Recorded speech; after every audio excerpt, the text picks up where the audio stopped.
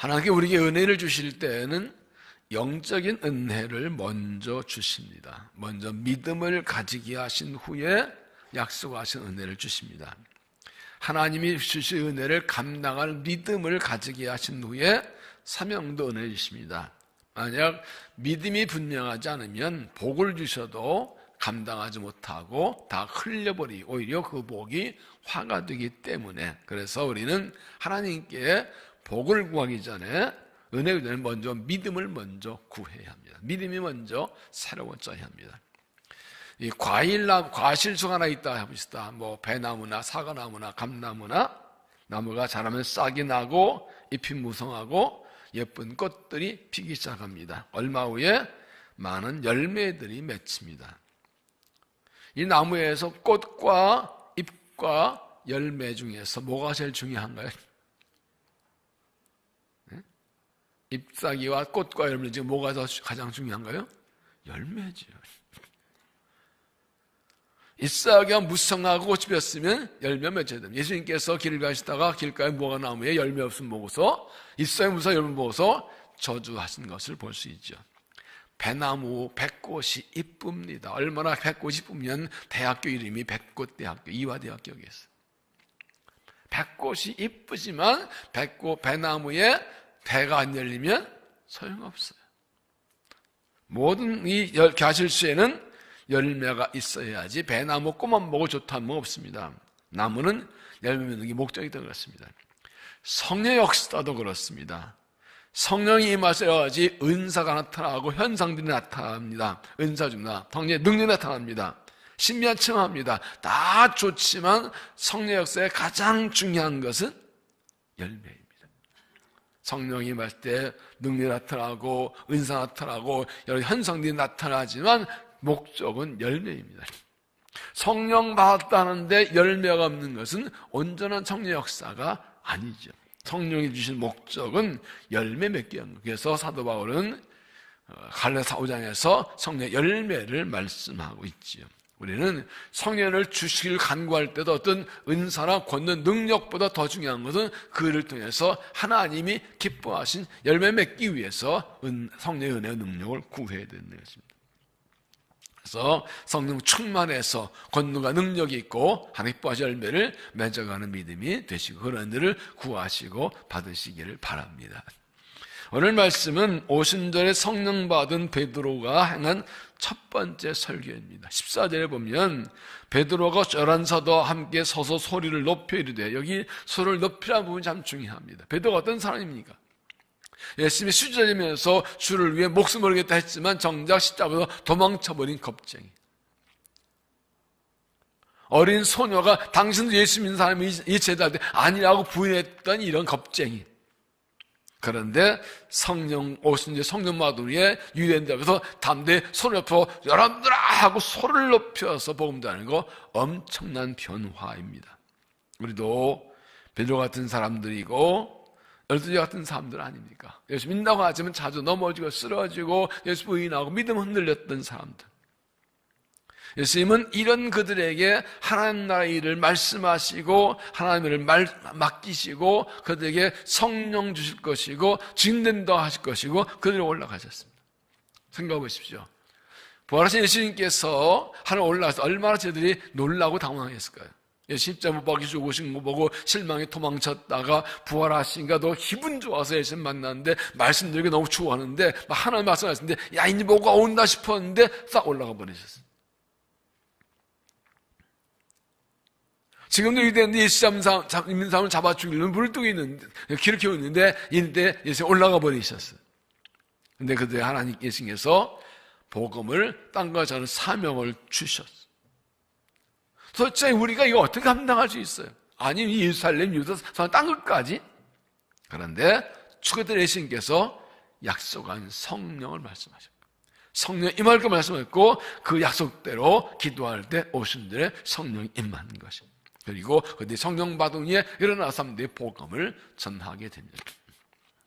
하나님은 우리가 가장 어려운 때에 헌신과 순종을 요구하십니다. 정말 힘들고 어려울 때 헌신과 순종과 희생을 요구하십니다. 그리고 그 어려움에 불구하고 정말 헌신하고 순종하고 희생할 수 없는, 누가 와도 그것은 너무 어려운 때 불구하고 하나님의 말씀에 따라 순종하고 헌신할 때 엄청난 능력을 주십니다. 삶이 평안하고 환경이 좋고 여유가 있을 때 헌신하고 순종하는 건 어렵지 않아요. 믿음만 있으면 돼요. 그런데 정말 어렵고 힘들 때 헌신과 순종이 진짜 힘든 거예요. 고난이 많고 환난이 많고 내 삶 문제가 있고 부족한 어려움할 때, 이럴 때 하나님 요거 좀 해결되면 좀 할게요. 요거만 좀 끝나 상황 정화 좀 할게요라고 미루는 경우가 많지요. 하나님 사정하시잖아요. 이런 상황인데 어떻게 나 안 한다, 지금 안 한다는 게 아니라 좀 이따 할게요. 아니 이것만 해결해 주시면, 이 문제 해결해 주시면. 근데 하나님께서는 그래도 하래요. 그래도 순종하고 헌신하고 희생하래요. 그리고 그 어려운 불구하고 순종하고 헌신하고 헌상할 때 하나님께서 놀라운 능력과 은혜를 부어주십니다.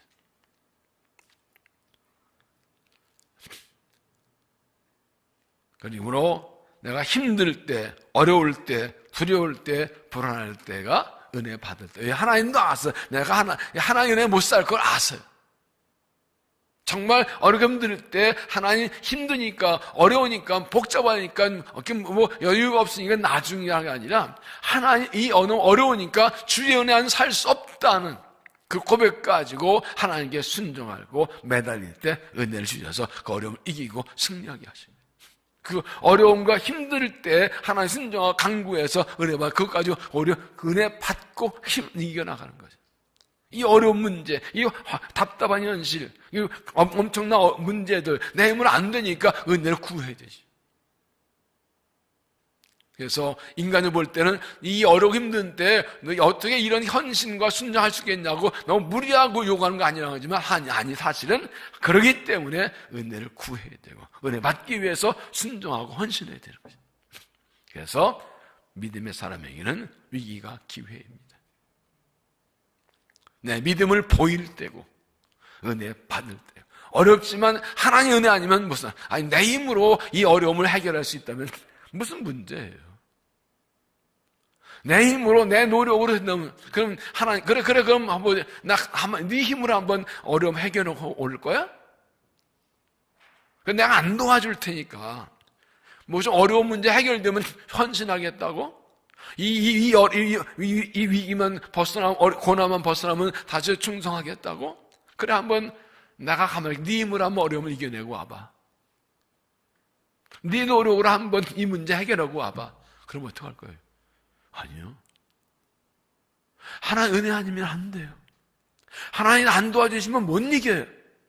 그러니까 어려울 때는 더 바짝 매달려서 은혜를 구하고 더 충성하고 더 순종할 때죠. 그래서 은혜를 받아야 되기 때문에.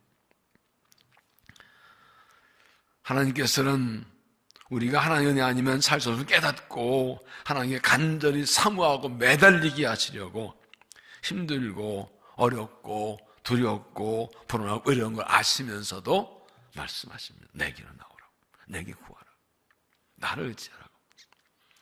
우리 연약함과 부족함을 깨닫고 고백하고 하나님께 간절히 나와 부르짖기를 간구하시고 기다리시고 우리가 하나님께 부르짖고 기도하면 약속 은혜를 주셔서 새롭게 하시고 강건하게 주시는 것입니다.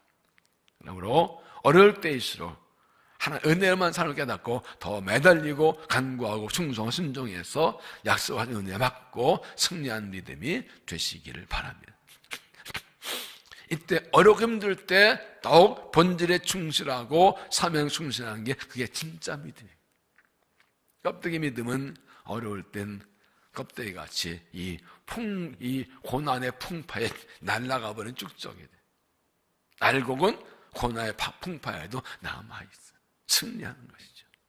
그러므로 고난의 때가 은혜를 막 열심히 기도해서 오신 성령을 받았고 그리고 나가서 복음을 전합니다.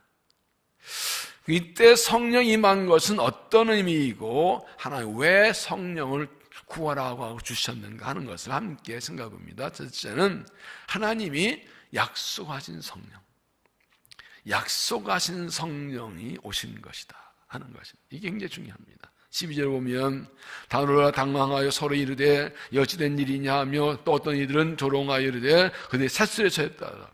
예를 들어서 성령 받고 막 가서 막 여러 가지 말로 여러 나라 말로 외국어로 막 말하고 소리치는 사람들이 쟤도 왜 저래? 술 취한 거 아니야? 하고 놀립니다. 셋술이란 이제 막 담근 포도주, 아직 이제 막 발효되고 있는 포도주입니다. 이들이 술 취해서 서로 인사말하고 쟤도 술 취했네, 술 주정하네, 이렇게 놀리는 것입니다. 그런데 베드로가 아니라고 합니다. 14절 베드로 열한 사도와 함께 소리 높여 이르되 유대인들과 예루살렘 사는 모든 사람들아 이 일을 너희로 알게 할 것이 내 말을 길교리라. 때가 제3신이 너희 생각과 같이 이 사람들이 술취한 것이 아니라. 베드로입니다. 술 취한 거 아니라고. 여기 제3신은 오전 나왔습니다. 아침부터 술 먹는 사람이 있냐? 아니라고 합니다. 그리고 결정적으로 이것은 하나님이 약속하신 성령을 주신 것이다. 16절 이는 곧 선지자 요엘을 통하여 말씀한 것이 이랬을 때 하나님 말씀하시길 말세 내가 내 영을 모든 육체에 부어주니 너희 모든 자녀는 예언할 것이요 너희 젊은이들은 환상 보고 너희 숙들은 꿈을 꾸리라. 요엘서 2장 28절의 인용입니다. 하나님 요엘 선지자에 와서 이 아수르의 군대들이 메뚜기같이 몰려올 것이라고 그렇게 알려주십니다. 이들의 죄를 징계하고 오신 것입니다. 그러나 그들이 돌이키고 회개하면 하나님의 영을 부어주겠다고 약속하셨고 이 말씀대로 지금 성령이 임하셨다는 걸 선포합니다. 여기 말세란 말이 나오죠. 말세, 세상 끝날. 유대인들이 말한 말세는 메시아가 오실 때까지입니다. 그런데 신약에는 말세는 두 가지 의미가 있습니다. 하나는 예수님이 오시는 그 마지막 날. 그래서 영어로는 in the last days, 마지막 날 들에라고 복수로 쓸 때는 예수님이 태어날 때부터 예수님 오실 때까지 이때를 가리킵니다. 구약에 예언된 예수 그리스도께서 메시아로 오셔서 이제 죽으시고 부활하시고 승천하시고 다시 올 때까지, 이때까지를 말세라고 합니다. 지금 말세입니다. 또 하나 말 그대로 세상 in the last day, 마지막 날 단순하게 얘기할 때는 예수님 오실 그때를 가리킵니다. 마지막 날들 그럴 때는 예수님 태어날 때부터 재림 때까지이고 마지막 날 그럴 때는 그 날 바로 그 날입니다. 지금 우리는 말세지말, 예수님 오시는 이 마지막 때 끝에 살고 있습니다. 예수님 오실 날이 멀지 않은 때입니다. 저는 자꾸요 몇 년부터 그런 생각이 들어요. 홍수, 기근, 그다음에 이런 것들, 전염병들, 전쟁, 요즘 러시아, 우크라이나 때 날리고 자꾸 보면서요, 이거 죽을 살 멀지 않았구나. 지금 한 20년 전부터 전 세계적으로 이런 말세 징조인 물론 전쟁, 기근, 흉년 이런 것들이 항상 있어 왔지요. 이런 것들이 동시다발적 일어나는 것들이 좀 심상찮은 생각이 들어가요. 앞으로 50년, 100년 더 갈지 모르겠어요. 아무도 모르지만 지금 그 외에 여러 가지 이런 사회현상들, 사람들의 타락상, 죄악상 이런 것들 보면 정말 하나님 이 심판 안 하신 게 이상할 정도지. 악한 시대를 살아가고 있어요. 그런데 하나님께서 말세에 모든 사람에게 영을 주는 약속하셨고 그 약속대로 2000년 전에 성령이 오셨습니다. 이 마지막 살금 우리에게 하나님께서 성령을 주시고 말세 성령을 받아야 됩니다. 이 마지막 때 성령으로 충만함 받아야 됩니다. 그래야 믿음 지키고 환난과 죄를 이기고 죄를 이기고 승리할 수 있고 사명 감당할 수 있습니다. 이 마지막 때에 사는 우리에게 약선 성령을 주시고 간구하고 다선 성령 충만해서 힘있게 믿음을 지키는 성도들이 되시기를 바랍니다. 두 번째는 모든 사람에게 주시는 성령. 모든 사람에게 주시는 성령. 17절 하나님 말씀하시길 내가 내 영을 모든 육체에 부어주리니 너희 자녀는 예언할 것이요 너희 젊은이들은 항문을 보고 너희의 젊은이들은 꿈을 꾸리라. 모든 육체란 말이에요. 모든 사람. 그러니까 육체 입은 모든 사람은 다 하나님에 부어주신다. 특별한 사람이 아니라 누구나 성령을 주신다. 다른 말로 하면 육체 입은 모든 사람은 성령을 받아야 산다. 좀 보면 우리가 하나님의 자녀인데 이 땅에 육체 입고 사는 동안, 발을 사는 동안은 성령을 받아야 살 수 있다.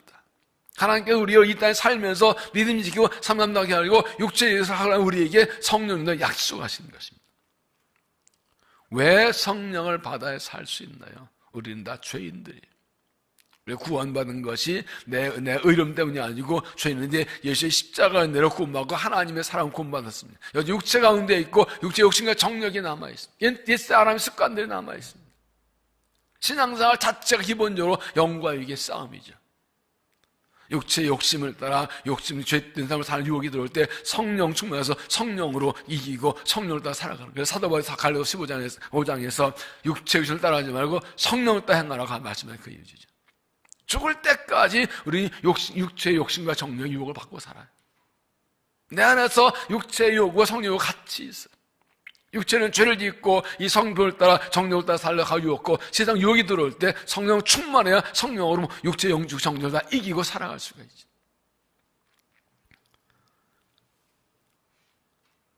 (18절에는) 그때 내가 내 영을 내 남종과 여종들이 부어주리니 그들이 할 것이야.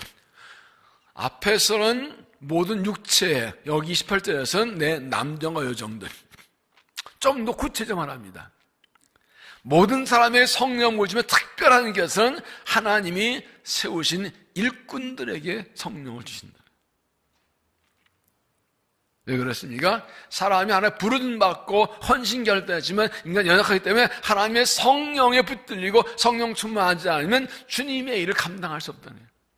하나님의 종들, 우리 다 하나님의 종들인데 우리의 힘과 노력 안 돼요. 성령을 받고 성령 충만, 성령 붙들어 이끌려가야 사명 감당하는 것이지 내 힘으로 할 수 있는 게 아니에요. 그래서 하나님께서는 일꾼들에게 성령 약속하였습니다. 그러므로 성령을 구하고 하나님의 성령 충만 받아서 성령의 능력과 은혜로 사명을 감당한 믿음이 되시길 바랍니다. 지금까지 우리가 어떻게 주의를 내가 잘나고 똑똑해서 내가 능력과 힘이 많아서 주의를 해왔나요? 아니요. 하나님께서 성령을 주시고 은사와 능력을 감당한 것이죠. 앞으로도 그러죠. 주실 그날까지 사명합니다면 성령 충만 받고 다시 한번 성령 받고 성령의 약속을 받고 살아갈 수 있길 바랍니다. 17과 18절에 보면 내가 내 영을 모든 육체에 부어주리니 18절 그때 내가 내 영을 남녀에게 부어주니 이 부어준다는 말의 원뜻은 한 번 붓고 끝나는 게 아니라 계속 부어준다는 뜻이에요. 계속 부어준다. 그래서 값없이 주신다, 한없이 주신다, 풍성히 주신다, 끝없이 주신다. 믿습니까? 한 번 주고 끝나는 것이 아니라 값없이 주시고 한없이 주시고 넉넉히 주시고 계속 주시고 끝까지 주신다. 저 앞에서는 그날까지 계속 성령을 부어주시고 은혜를 부어주실 것입니다.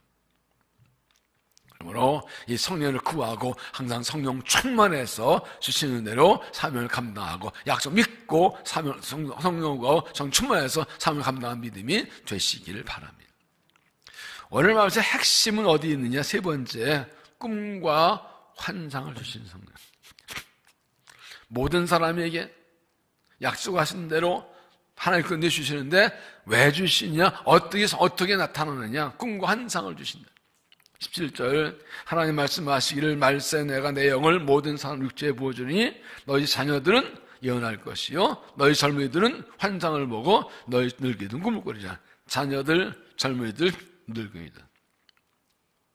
누구든지 성령을 받으면 어린 자녀들도 젊은이도 중장년도 노인도 환상을 보고 예언하고 꿈을 꾼다. 이게 성령의 삶의 특징이에요. 좀 구체적으로 봅시다. 너희 자녀 예언할 것이요. 구약에서 예언이라고 하는 것은 하나님의 영을 따라서 하나님 말씀을 전하는 것을 말합니다.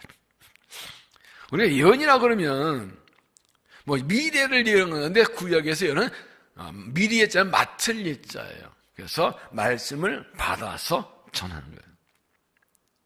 구약 이 성경이 완성되기 전에는 이렇게 하나님께서 종들 통해 계시로 말씀하셨어요. 그런데 성경이 완성된 후에는 이런 계시의 말씀 없습니다. 기록된 성경이 이 계시의 말씀입니다. 그러므로 여기에서 하나님의 임하시면 예언한다는 말은 미래를 예측하는 것이 아니라 하나님 말씀을 깨달아 알아서 전하는 것 말이에요. 성령을 받으면 말씀이 잘 깨달아져요. 해석이 돼요. 그 뜻을 알아요. 적용이 돼요. 왜 그렇습니까? 성경은 성령의 감동으로 된 것입니다. 사람들이 썼지만 성령의 감동받은 사람들이 성령의 감동 따라 기록된 것 때문에 성령이 역사하셔야 깨달을 수 있어요. 그래서 설교자들은 설교 전에 반드시 기도합니다. 성령께서 역사해서 말씀 깨닫게 하시려면. 성령 역사하지 않으면 말씀 전하는 거 제일 못 전하고 듣는 거 못 알고, 그래서 설교 전에 기도할 때 반드시 성령께서 역사해달라고 기도할 수밖에 없어요. 칼빈은 그랬습니다. 성령의 조명이 없이는 말씀을 깨달을 수 없다. 성경 읽을 때도 성령께서 내 심령 비추시고 말씀 받게 해주고 기도해야 되는 겁니다. 그래서 성령 받고 성령 충만하면 그 말씀이 뜻이 깨달아지고 보여지고 해석이 되고 적용이 됩니다. 늘 성령을 통독하고 있지만 어느 순간에 어떤 말씀이 확 들어옵니다. 깨달아집니다. 느껴집니다. 눈물이 나고 감동이 되고 적용이 되고 하나님 뜻이 보여집니다. 성령의 감동 없이는 그냥 아무리 하루에 한 권 성경책을 통독한다 할지라도 성령 역사가 없이는 그냥 까만 글씨 하얀 종일 뿐입니다.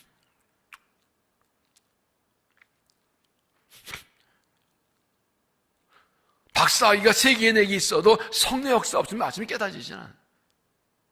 무식하고 학력이 짧아도 성령 역사는 하나 깊으신 뜻이 깨달아지는 거죠. 그래서 말씀의 인도를 받는 것입니다. 또 왜 여기 너희 자녀들이라고 그랬을까? 자녀였을까? 우리의 자녀들이 성령 받으면 우리 아들, 딸들이 말씀을 잘 깨닫습니다. 그래서 말씀을 읽고 듣고 배우고 깨닫고 그 말씀대로 살아갑니다. 우리 아들, 딸들이, 우리의 자녀손들이 어릴 때부터 성령 충만해서 하나님 말씀을 깨달아 알고 말씀 따라 살고 말씀 전하 살면 얼마나 좋겠어요. 특별히 우리 아들, 딸들이, 자녀들이, 다음 세대들이, 우리의 자녀들이 성령 충만하기를 구해야 돼요. 성령의 삶 되기를 구해야 돼요. 공부 열심히 해라, 좋은 대학 가라, 결혼 따라, 돈 많이 벌어, 그게 아니고요.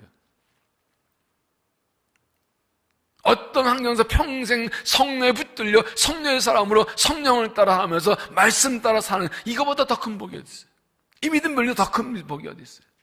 그래서 우리가 자꾸 가정예배 드리고 다음 세대 세우고 자꾸 하는 게 어릴 때부터 말씀을 붙들고 성령 충만하고 성령 말씀에 따라 사는 삶을 하기가, 그게 그들의 우리 자녀들의 미래를 보장해주고 복받고 쓰임받게 하는 비결이거든요. 너희 자녀들은 예언할 것이. 우리 자녀들이, 다음 세대들이 성령의 사람 되고 말씀 사람 되기를 구하십시오. 너희 자녀들은 예언할 것이라. 이게 얼마나 중요한지 몰라요. 우리의 자녀들과 다음 세대들이 하나님께 성령을 부어주시어서 말씀에 붙들려서, 성령에 붙들려서 말씀대로 살아가고 말씀을 전하며 살아가는 사람 되기 위해서 기도하고 은혜를 구하시길 바랍니다.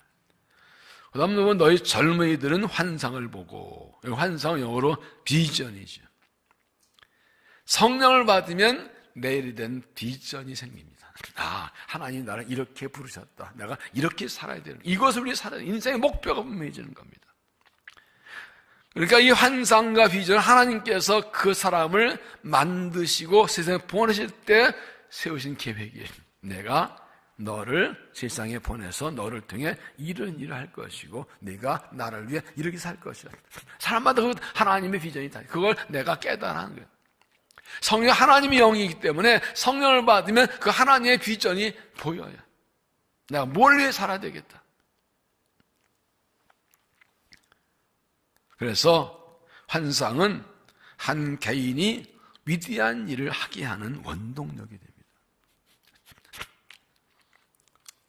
성령 받고 환상과 비전을 받게 되면 그거 붙들고 살아가게 됩니다. 그것 위에 살아가요.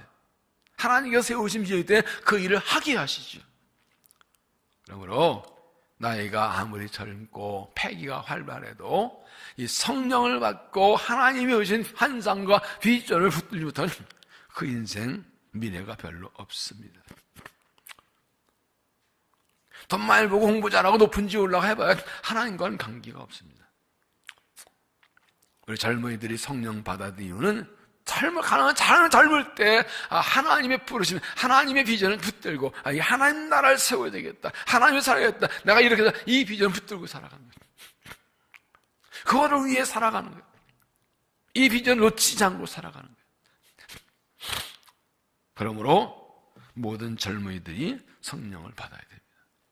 요셉은 17살에 하나님의 꿈을 받았고 그 꿈 때문에 엄청난 고난을 당하고 이 애굽의 형들에게 인신매매를 당했죠. 그러나 그는 끝까지 절망하거나 낙심하거나 유혹에 끌려져 믿음 지켜서 결국 하나님 꿈대로 애굽의 총리가 되고 하나님께서 주신 아브라함의 약속대로 민족을 번성케 하기에 쓰임 받았습니다. 요셉이 젊은 나이에 보디발 집에서 열심히 일해서 인정받아서 가정 총무가 되죠. 무슨 말은 매니저가 된 겁니다. 주인이 음식 외에는 다 모든 일을 다 맡겼습니다. 그때 주인의 아내가 유혹할 때 뿌리칩니다. 그 당시에 얼마나 타락했는지 고각 안에 부인들이 젊은 노예와 놀아나는 거 그냥 공공한 비밀이었어요. 그렇게 하면은 일 안 하고 먹고 노는 거예요. 물론 나중엔 다 버림받겠지만. 젊은 사람이 유혹법을 부리는 게 정말 쉽지 않은 일이에요. 근데 딱 자릅니다. 뭔지 아세요? 하나님과 주인에게 이런 죄를 질 수 없습니다.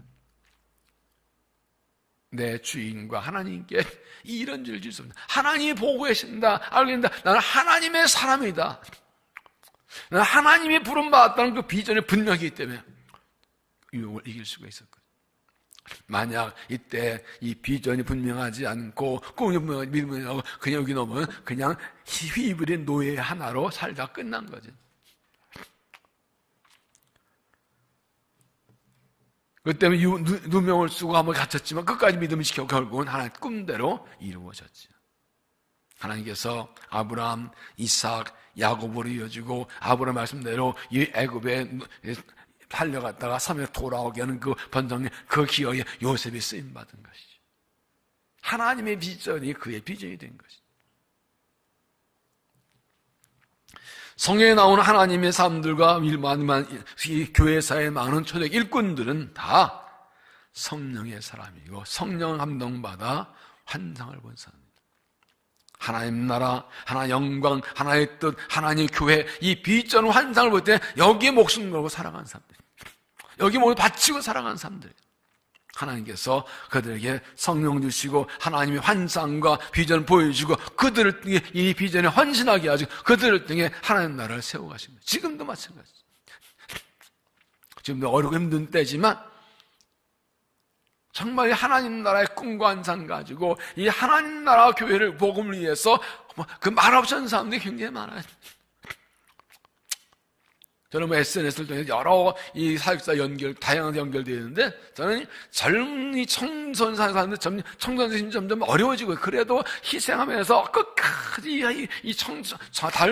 젊은 세대에 뛰는 그 사역자들이 참 많아요.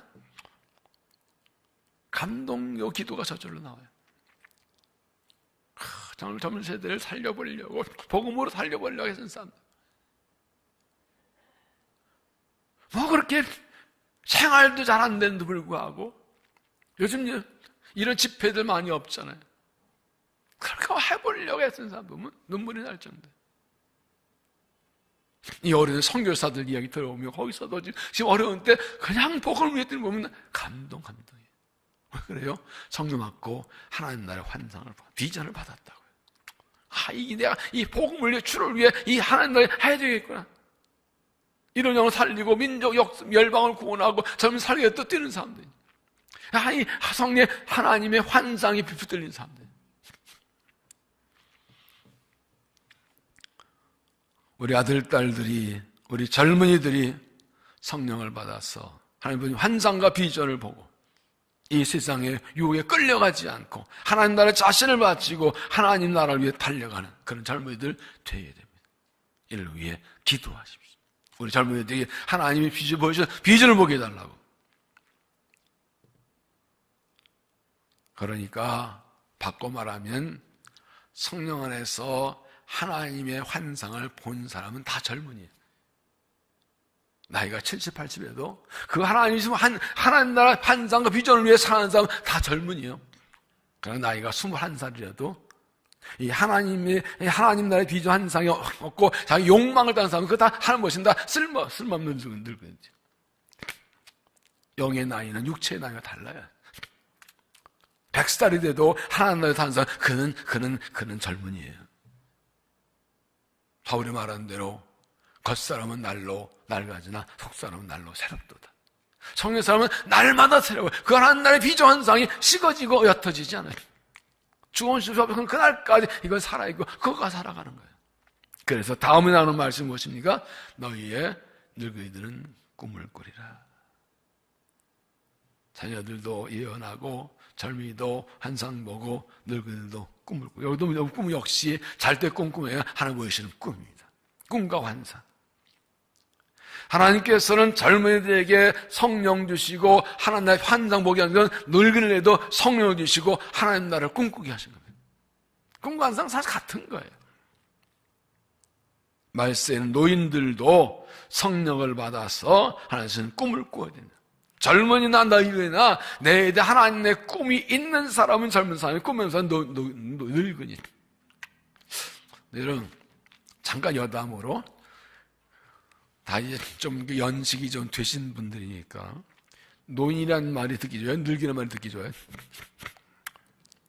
이 늙으면 나쁜 말이 아닙니다. 소보 방정환 선생이요, 어린이, 젊은이, 늙은이 이렇게 만드는 겁니다.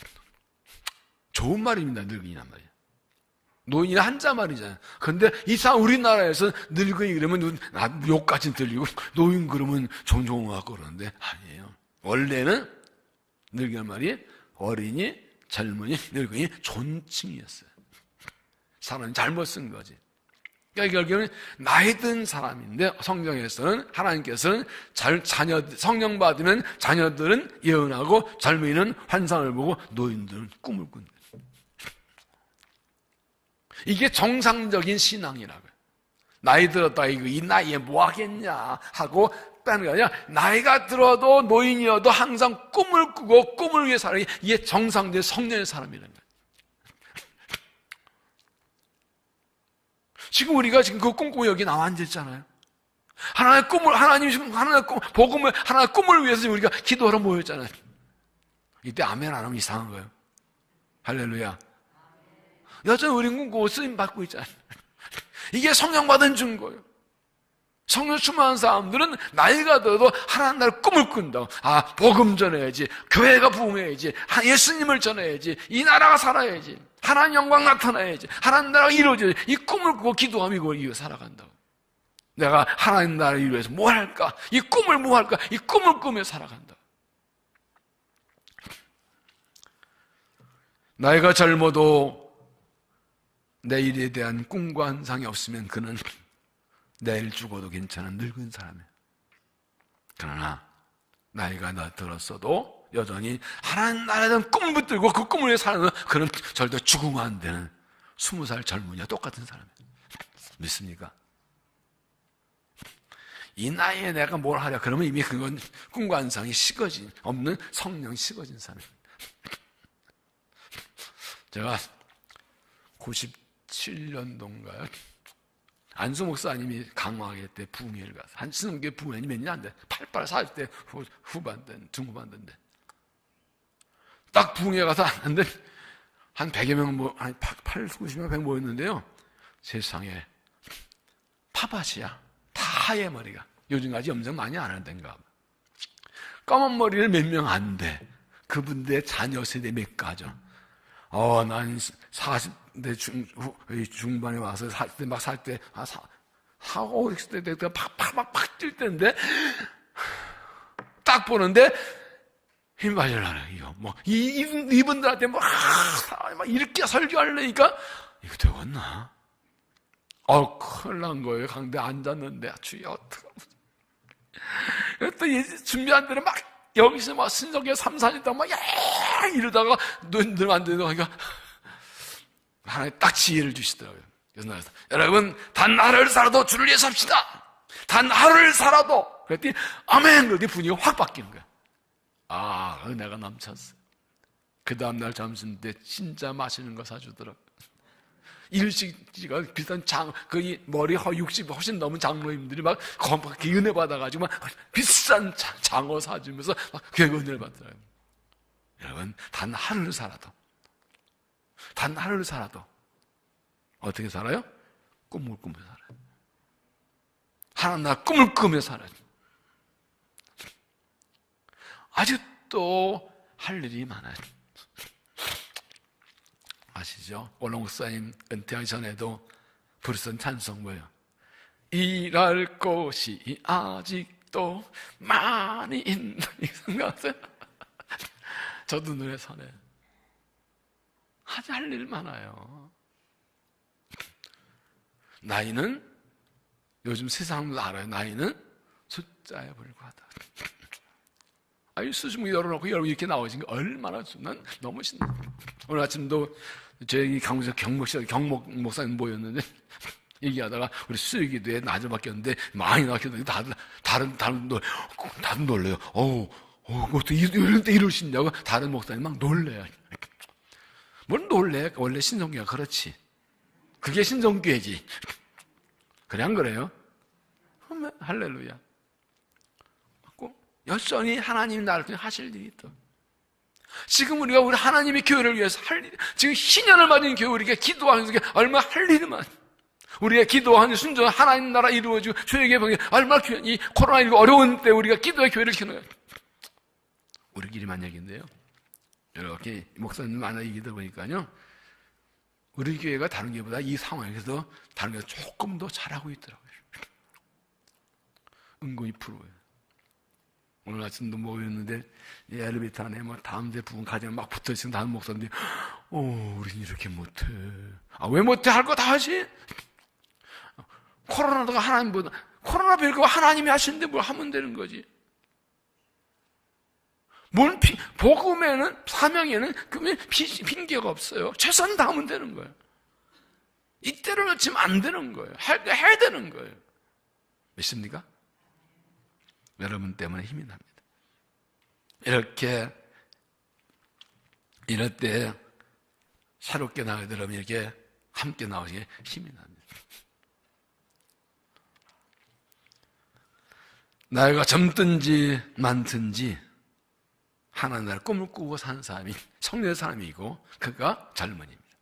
하나님께서 우리에게 성령을 주시고 성령 충만해서 하나님의 꿈 환상을 보고 주신 그 하나님의 꿈을 하나님의 영광을 위해서 달려가는 믿음이 되시길 바랍니다. 고린도서 4장 16절에 그러므로 우리가 낙심하지 않으니 우리 겉사람은 낡아지나 우리 속사람은 날로 새롭도다. 성령 충만해서 새 은혜를 받아서 달려가야 합니다. 감독 창시자 존 웨슬리의 말을 좀 자주 생각합니다. 그럼 80세 때 친구 목사에게 보낸 참여 이렇게 말했습니다. 죄밖에는 두려워할 것이 없고 미워하는 것이 없고 하나님 밖에는 두려워할 것이 없는 사람 100명만 주시오. 그럼 그들과 함께 이 타락 영국을 변화시키겠습니다. 그럼 80세에도 이 타락한 영국을 복음으로 변화시키고 꿈과 한 비전을 가지고 사람을 달라고 기도했어요. 그게 성령 많은 사람이에요.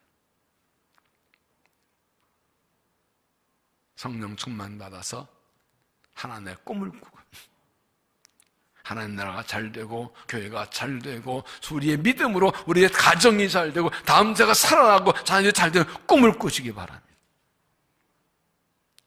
나는 안 된다, 틀렸다, 못한다, 힘들었다 하지만 하나님이 하시면 되는 것을 알고 이 거룩한 꿈을 꾸고 성령 충만해서 힘있게 달려가는 미인이 되시기를 바랍니다. 하나님이 약속하신 성령 주십니다. 모든 사람에게 성령을 주십니다. 하나님의 일꾼들에게 성령을 주십니다. 성령 받으면 예언하고 꿈을 꾸고 환상을 보고 달려갑니다. 오늘 하나님께서 우리에게 약속하신 대로 이 말세 지말에 다시 한번 성령 충만 주셔서 말씀을 깨닫고 말씀대로 살아가고 하나님 주신 환상을 부지런히 달려가고 하나님 꿈을 꾸고 달려가서 하나님께 영광과 쓰임 받고 신령기도 기도하고 이 은혜 받고 성령의 사람으로 하나님의 살아가는 믿음 될 수 있기를 주의 이름으로 축원합니다. 기도하겠습니다. 하나님께서 마지막 때를 살아간 우리에게 전에 그러셨던 것처럼 성령을 부으신다고 약속하신 감사합니다. 2000년 전 절망과 좌절과 위험과 환난의 때에 주님께서 제자들과 성도들에게 성령을 약속하셨고 하나님께 약속한 성령을 보내주시어서 성령을 받아 하나님의 꿈을 꾸며 말씀을 전하며 휘전을 따라 달려가게 하셔서 하나 이루게 하신 것처럼 이제도 우리에게도 같은 은혜 주실 줄 믿고 간구합니다. 다시 우리를 성령으로 충만하게 하여 주옵소서. 성령에 붙들려 살아가게 주시어서 말씀을 깨닫고 하나님 나라의 환상을 보고 하나님 꿈을 꾸며 달려가서 주께 쓰임받는 어려운 때 영광 나타나는 일꾼 되도록 축복하여 주시옵소서. 예수님 이름으로 기도하옵나이다. 아멘.